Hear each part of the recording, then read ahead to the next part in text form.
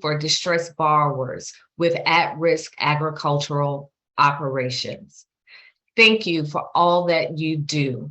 We look forward to continuing to partner with you to ensure prosperity for all farmers and ranchers. With that, now I'd like to introduce the Secretary of Agriculture, Tom Vilsack. Secretary Vilsack will provide more details about USDA's announcement this week. Secretary Vilsack, thank you for your leadership on this, and now I'll turn it over to you.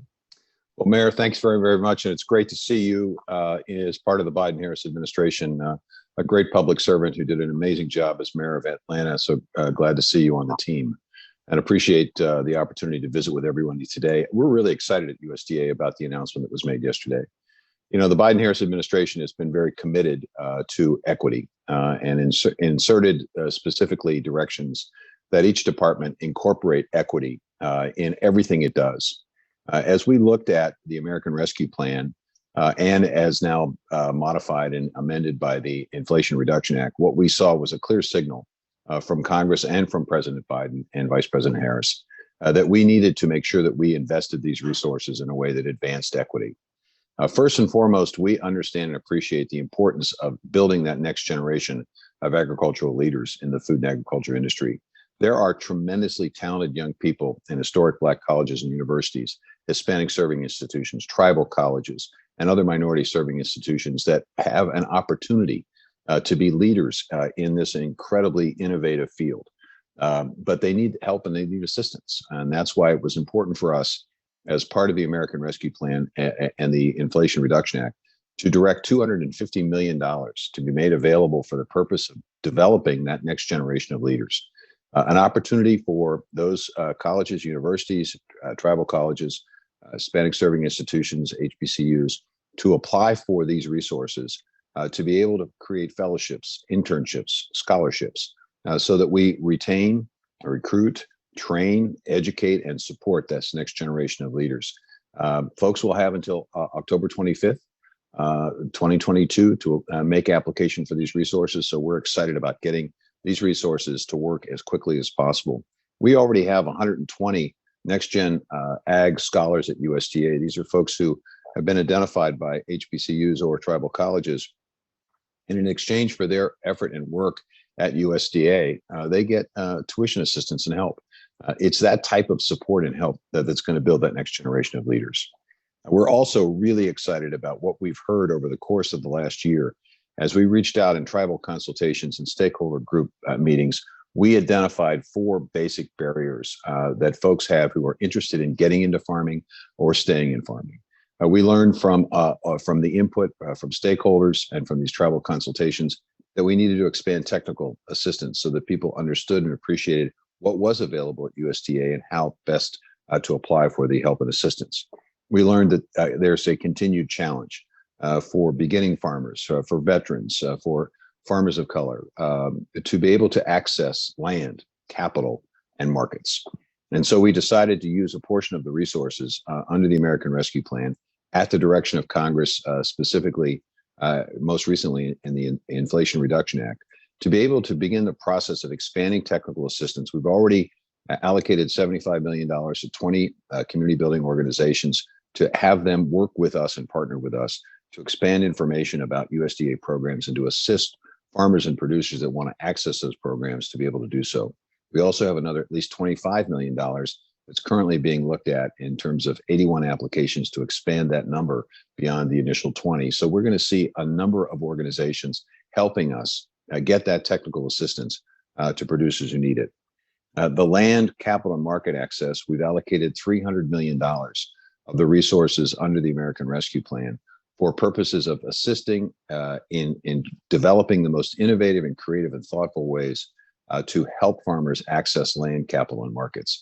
We're open up to applications from governments, from institutions of higher learning, from 501c3 corporations, from foundations, from not-for-profits, from CDFIs, from tribes, from land-grant universities, historic Black colleges, the tribal colleges, Hispanic serving institutions, minority serving institutions can apply for these resources and lay out how they would work with us and these resources to make it available for unserved and underserved producers to find creative ways to access land, to access markets, and to access capital. So we're looking forward to receiving those applications up to October 28th of this year. And we're excited about getting those resources to work as quickly as possible. So that's the $550 million. The mayor mentioned the possibility and the potential for debt relief. Just to give you a sense of this, we have approximately 111,000 borrowers at USDA. And so it's going to take a little bit of time to explain and to examine and to inspect where each of those borrowers is relative to their operation. So as we begin the process of defining the nature of distressed farmers in terms of the assistance that they will need from USDA, we're going to make sure that we do this as quickly as possible. We know that right now there's a moratorium on any adverse actions against farmers who may be delinquent or may be having a tough time making payments. But we also know that that moratorium can be lifted at some point in time. So we want to make sure that we work quickly and thoughtfully about how best to structure the debt relief effort in a way that provides assistance and help to those who are most in need. We want to keep farmers on the land. That's the ultimate goal. The president's been very clear about that. We also know, despite the fact that in the previous Obama administration, over 25,000 farmers, ranchers, and producers who faced discrimination received compensation and payment from the Department of Agriculture. We know there's still more work to do. And so we'll be working very closely and very quickly over the course of time to take a look at how we might be able to distribute the nearly $2 billion that Mayor Bottoms mentioned earlier in terms of additional compensation. So we're excited about this opportunity. We think it advances an equity agenda that is very important to this administration, and we think it will open up new opportunities for next generation leaders and also keep farmers on the land and hopefully allow them to prosper and thrive in the future. So with that, Will, let me turn it back over to you. So I know we have some additional speakers, and I'm looking forward to hearing from them. Excellent. Thank you so much, Secretary Vilsack, and thanks again to Mayor Bottoms. As Secretary mentioned, we're excited to be joined by a few stakeholders who have joined us today to talk about how these resources and programs will benefit their communities and the communities they serve.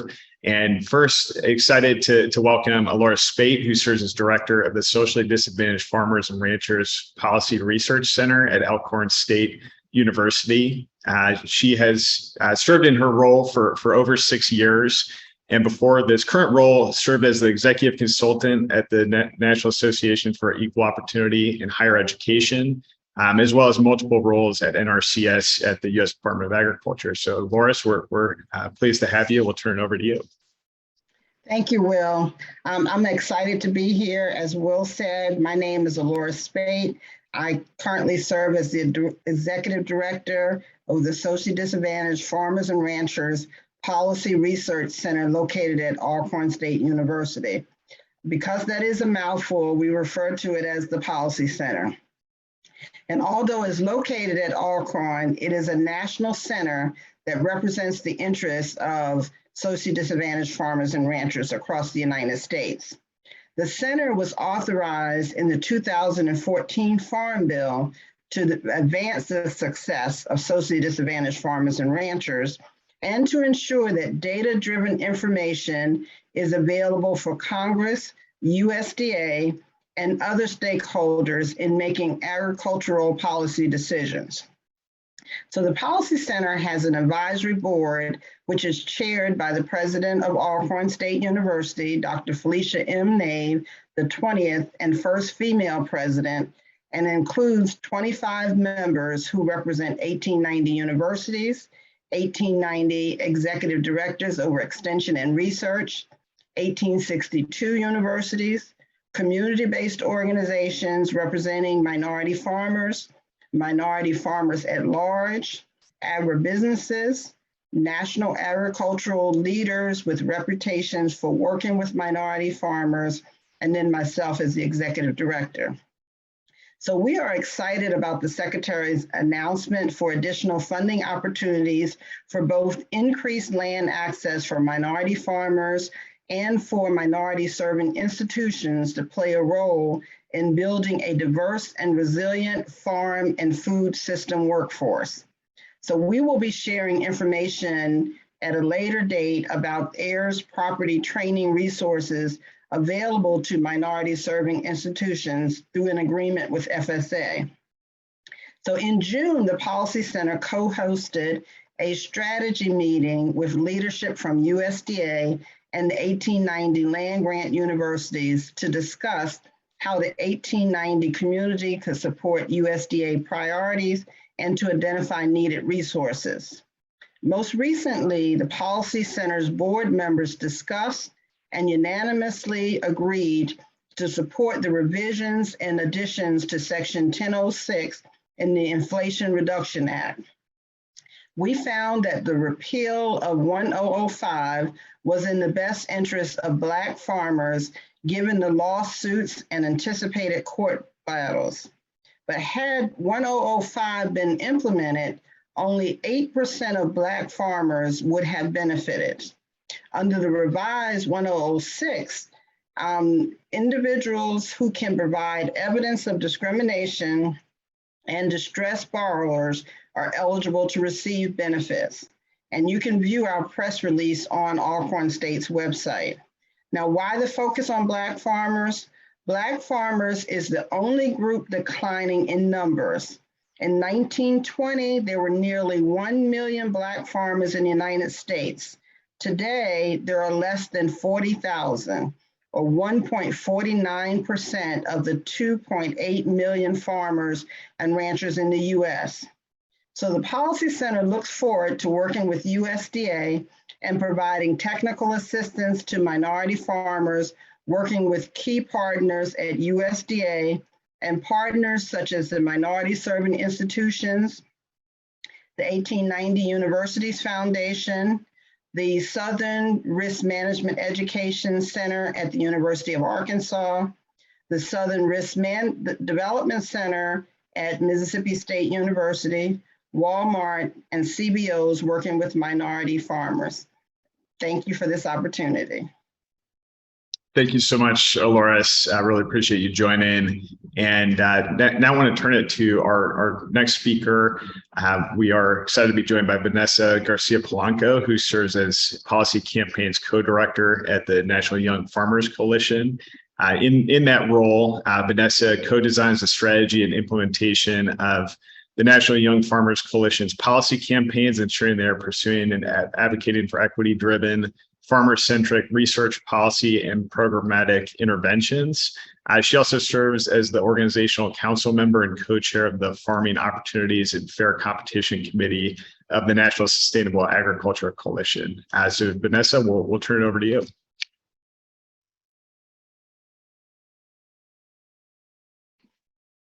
Thank you, Will, and the opportunity to be speaking here today. The National Young Farmers Coalition started 12 years ago with a promise to build a more sustainable and bright just food system for the next generation of young farmers. We have over 50 chapters and members across every state and territory of the United States. Since our inception 12 years ago, land access and tenure has been the top priority and concern for our farmers, who repeatedly tell us that land access and tenure is the #1 barrier they have in order to stay in farming, become farmers, in order to be successful farmers. We are excited that the increasing land capital market access program is responsive and at the same time reactive and proactive to the needs of this next generation of agricultural producers. Repeatedly, access to land, capital, and markets, and due to competition over land prices, has prevented many young farmers from acquiring land. We believe resourcing many entities like nonprofit organizations and other educational entities to support young farmers in land access will completely pivot the next generation of farmers into land and into secure land tenure and access. At the same time, we are eager to support USDA and other partners in providing technical assistance that is culturally competent for BIPOC and young farmers who had never interacted with USDA before. We identify this as the #1 need that our farmers need in order to secure land access, in order to obtain USDA resources. At the same time, we're also extremely excited about the program, the next generation of diverse food and agricultural professionals. Every year we hear from people that there's not enough people interested in agriculture. And for us, that's full. We represent over 250,000 people who are interested in agriculture, who call themselves young and just have many barriers like student loans and no economic opportunity to pursue careers in agriculture. Programs like Learning to Leading from the Department of Agriculture will be instrumental in supporting institutions to train the next generation of agricultural professionals, FSA staff, young farmers, and so on. At the same time, we also want to elevate that these two programs are essential and supportive of young farmers' need, but another program like the Student Debt Relief announced yesterday from the White House will also be extremely supportive for the next generation of young farmers, where student debt has constantly been a battle and a barrier for accessing land access and other credit and market access to become farmers. Overall, we are excited to see these programs getting started with resources from the ARPA and ERA, and we look forward working with USDA and other partners so these programs can be institutionalized and securely funded in the next Farm Bill. Thank you. Thank you so much, Vanessa. We appreciate you joining us here today. Now I want to turn it to one additional speaker here. We're excited to be joined by PJ Haney, who serves as chairman of the board of the National Black Growers Council and is also the farmer and owner of Haney Farms in Reedville, Virginia, and currently serves as a member of the USDA Equity Commission Agriculture Subcommittee. So PJ, we'll turn it over to you. Thank you, Will. We're excited here at the National Black Growers Council to be partnering with USDA on tackling some of the long-standing issues that have plagued our farmers. Black farmers are multi-generational farmers located in mostly slave states that are looking for ways to catch up with our neighbors. As a fifth-generation Black farmer, I see day in and day out some of the challenges that we face. I want to help foster opportunities for fellow men and women that look like me to engage in this profession that I love called farming. Farming is a technology-driven, capital-intensive profession. This is not your granddaddy's farm where hard work can make up for mistakes. On the current CNN series on Patagonia, which airs Sunday nights, you see people who sacrifice and dedicate their lives to endangered species. Every day that God allows me to wake up, I think about how can I do my part to help the endangered species of Black farmers. I think there are two things we need to focus on. First is the assistance to the existing Black farmers. We have to protect the current herds so others can thrive and feed off of, and we can help them grow. We must allow the existing Black farmers to continue to farm and pass a profitable business on to the next generation. The first step is educating and training new farmers on technology and the most efficient farming practices that we're using today. I think the second step is to give Black farmers access to capital, which will give them the ability to buy directly from seed and fertilizer companies to sell directly to end users of the grain and crops they produce. I think USDA should work and incentivize large food companies to buy directly from minority farmers. USDA must work with small farmers to establish cooperatives where the cooperatives can take a lien and farmers will have ability to have access to what they need to grow. There's nothing we can do to erase the pain and suffering that discrimination has caused so many farmers. I'm a personal victim of that in my family, and I think we really can help foster ideas so other young men and women do not have to endure the same struggles and strikes that we had. So thank you, Mr. Secretary. Thank you, Mayor Keisha Bottoms and the administration for this opportunity, and we look forward to working with you. Thank you so much, PJ. I really appreciate you joining in. And thanks again to Aloris and Vanessa for joining us here as well. And of course, look forward to working with all three of you and everyone on this call as we continue to work on these programs. So now I want to turn it over to questions. Want to thank everyone again for submitting some great questions ahead of time here, and we'll try to get many of those as we can before we need to wrap up. I also want to mention before we go to Q&A that we are joined by a few other officials here from USDA who will be helping to respond to some of those questions. So we're joined by Farm Service Agency Administrator Zach Ducheneau.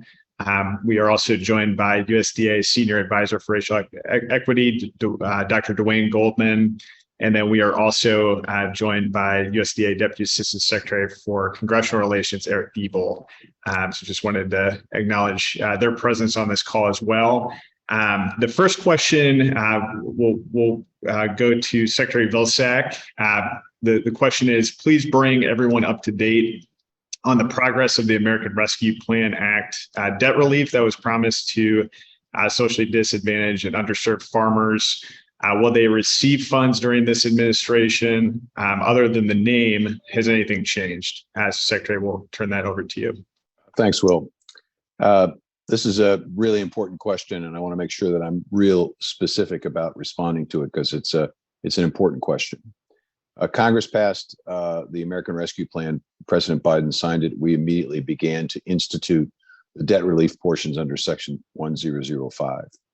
Before we were in a position to actually provide debt relief, we were hit with a series of lawsuits filed by a number of organizations and entities that were opposed to the debt relief program. I think there were 12 or 13 lawsuits in total. Federal judges across the country issued injunctions, which are court orders essentially directing the Department of Agriculture to take no further action in connection with the debt servicing efforts under Section 1005. We were in the process and are in the process of proceeding in responding to those lawsuits and defending the lawsuits when Congress passed the Inflation Reduction Act. Congress took two steps in the Inflation Reduction Act that are in response to the question.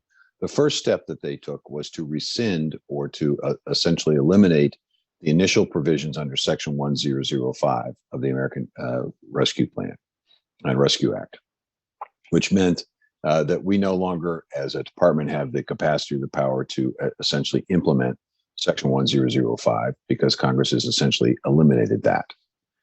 Then Congress took a second step, a different step, and a different approach, and something that's completely separate and distinct from 1005. It recognized two things. One, that there were a number of distressed farmers that had done business and continued to do business with the Department of Agriculture that faced some serious consequences at a point in time when the public health emergency is lifted. At that point, the moratorium that we currently have in place against foreclosure actions and adverse actions that could result in people losing their farm would be lifted. And so I think Congress was very, very aware of the potential and the opportunity for that public health emergency to be lifted, which in turn would lift the moratorium, which in turn would put many, many farmers at risk.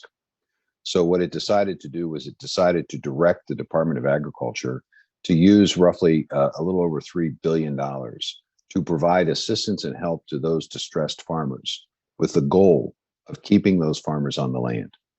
To PJ's point, we've got to keep folks in business in addition to expanding the number of folks who are in a position to farm.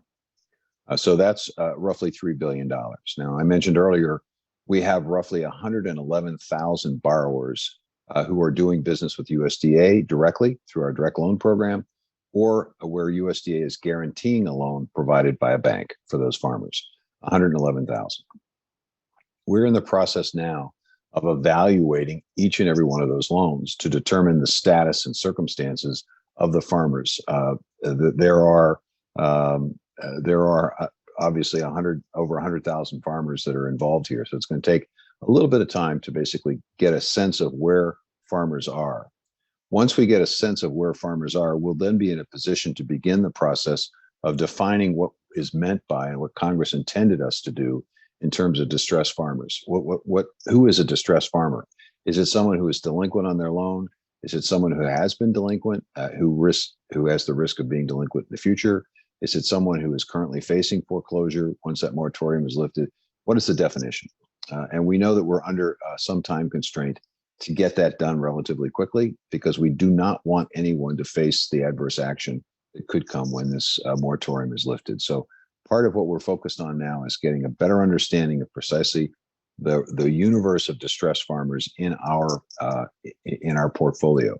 And I'd point out, Will, that this group of farmers, USDA is often the last resort, the place of last resort.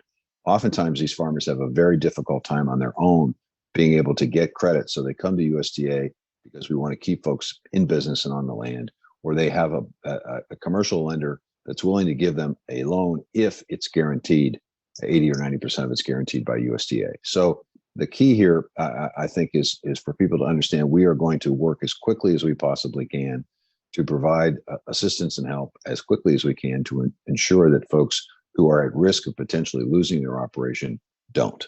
And I think that's the intent of Congress. And then the second piece of this, which was mentioned, which is the resource for discrimination. I mentioned earlier that in the Obama administration, we had roughly 25,000 producers that received payments. And so we're in the process. Alcorn State has already provided a rather detailed outline of how they think that discrimination section should be dealt with. I'm sure we'll receive other information and other ideas from folks, and we'll try to put that plan together as quickly as possible as well. Thank you, Secretary Vilsack. We'll go to next question, also for the Secretary, which is match required for either of these new programs announced yesterday? That's the answer is no, in the sense that we want to make these resources available to our partner organizations. Obviously, they're going to provide a lot of help and assistance. It doesn't require a match, but obviously they need to be in a position to administer the funds, to be able to, in the case of the next generation leaders, to be able to provide the fellowships and the scholarships and things of that nature. So there's going to be a lot of contribution made by these partner organizations, but it's not a situation and circumstance where we're going to require them to basically say, in order to get $1 million from this pot of money, you have to also put $1 million in. That's not going to be required in terms of this program. Thank you, Secretary Vilsack. We'll go to another question, also to the Secretary. How will USDA be investing in innovative farmland protection, and what are potential expected outcomes for regional food system communities? Well, look, this is an important question, and I would start that earlier mention was made to the issue of heirs property. What people may not understand is, in order to be able to access some of the programs at USDA, you have to be able to show title to the land that you're pledging as collateral. Oftentimes, folks have received title through a set of circumstances that doesn't allow them to actually be able to prove that they in fact own all the land. They may have received it, someone may have died, they may not have had a will. The land may have been divided among a number of heirs. Some of the heirs are still around, some aren't. Some have conveyed their interest to the farmer who's farming the land. So we're in the process of implementing the heirs property rule that's providing resources and direction that enables people to actually use these resources to consolidate the land ownership. So in turn, they can then qualify for USDA programs. Alcorn State assisting us in this effort, a number of other organizations and entities helping as well, and making sure that in the future, people do know the necessity of having a will, being able to transfer property appropriately so that we aren't in a situation with fractionated interests. Now, this is also true with Native American land ownership. A lot of fractionated interests that we need to help coordinate and consolidate so people can qualify for programs. Number one. Number two, we are excited about this $300 million because, the issue of land access, capital access, market access, not easy issues to solve. So we are really challenging folks outside of USDA, help us come up with the most innovative, creative ways to help people access land, help people access the capital they need to stay in business, to thrive in that business. We understand at USDA that we have a responsibility to help create the market opportunities. This gets to the point of local and regional food systems. We know that one way for folks to basically stay in business is if they have a direct to purchaser relationship. They're not selling their product on a market that's dictated by someone in Chicago on the Board of Trade, but they're actually negotiating directly with a restaurant, with a school, with a grocery store, or with other institutional purchasers of food. So they're in a position to basically have some control over what they get. for what they grow. And so we're trying to encourage the development of local and regional food systems. How are we doing this? A couple of different ways. One, the United States government, the Department of Agriculture, purchases a lot of food. We purchase food for food banks. We purchase food for schools. We are now, as part of our procurement responsibilities, requiring and developing relationships with that system where they are required to invest a portion of the resources that we provide for procurement to be used to purchase from local and regional producers. To BJ's point, we basically have been developing relationships with state officials, with others, to essentially require them to spend a portion of the dollars we provide for food banks, for schools, with local producers. So we're helping to create some market opportunity. In the very near future, we're going to establish a series of regional business centers, and we'll be making an announcement relatively soon about this. And these regional business centers will be located across the country, I think 4 to 6 of them, in which there will be experts who will assist those who are interested in developing and maturing a local and regional food system to be able to do so. We'll have experts there that will understand how to finance that local and regional food system, how to link the producers with the markets. They'll know where the markets are. It'll basically provide that very specific technical assistance to help create that more local and regional opportunity. So when you combine that regional business center with the procurement efforts, with the $300 million that we're providing to partner organizations, I think you're seeing that we're beginning to make a serious investment in creating sort of the muscle memory of a local and regional food system that hopefully over time will assist unserved and underserved producers to be able to access those markets, be able to profit appropriately, to have the capital to be able to do so, and hopefully the land access to be able to produce the products that these local consumers need. Thank you, Secretary Vilsack. We'll go to our next question, which is for Eric Diebel. The call today is to discuss 2 new funding opportunities USDA has announced this week, one on land access, market access, and capital access, and one on the next gen ag leaders. Can you tell us a little bit more about these programs and how they'll be implemented? Thank you, Will. I'm very happy to do so. The Land Access, Market Access, and Capital Access program is being led by the Farm Service Agency, and USDA is seeking applications from a wide variety of organizations to provide what we hope are innovative applications that can improve farmer, rancher, and forest landowner access to land. We're casting a big net here. Land access in many areas of the country can be extremely difficult. Ensuring land in the hands of farmers today is transferred to the farmers in the next generation can also be very difficult, as some of our folks have said today. New and beginning farmers have difficulty in finding land where they can start their own operations and where they can build intergenerational agricultural wealth. If producers can't find land, they're going to have difficulty launching into new markets, that's the Secretary mentioned, or accessing capital. And that's why USDA has chosen to combine all 3 of these separate issues into a single approach. Likewise, building the next generation of agricultural leaders is incredibly important.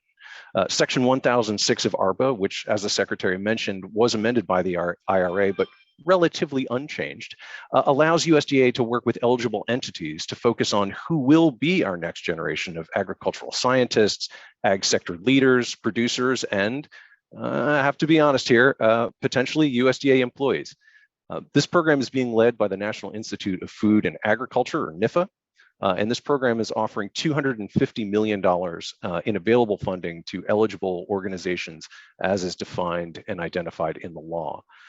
I'd like to mention that in both program applications, collaboration, both with other groups and with USDA, is strongly encouraged in order to build a durable network that will support farmers and farm communities well into the future.